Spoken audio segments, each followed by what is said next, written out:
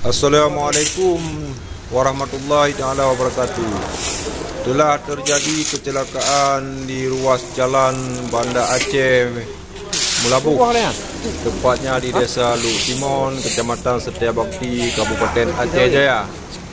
Yang terjadi semalam, mobil semen dipok mobil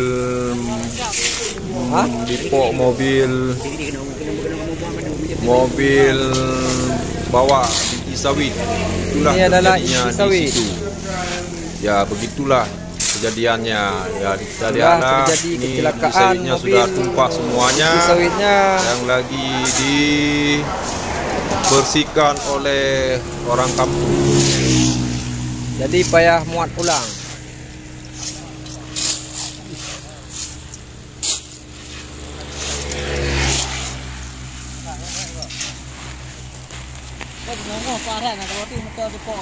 Oh. Rumah.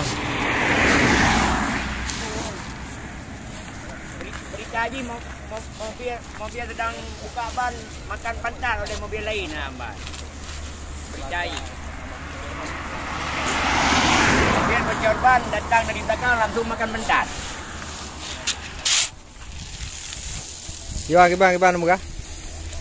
Ada satu lagi bocor ban, datang satu lagi dari belakang langsung dimakan pantat. Tengok tu pantatnya aja tu sudah kayak gitu. Makanya biji-biji ini pada depan semua. Ya. Jam 3 malam dari malam tu.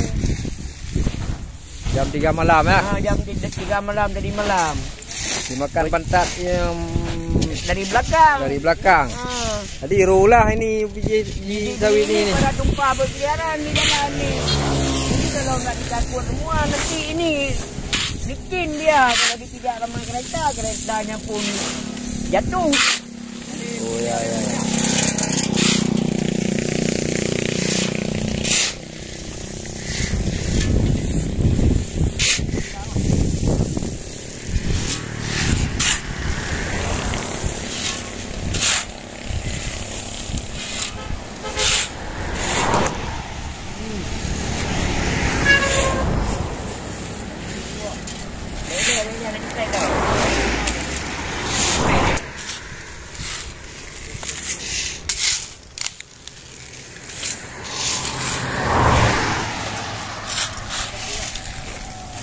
Mobil yang makan pantat ikan kari dari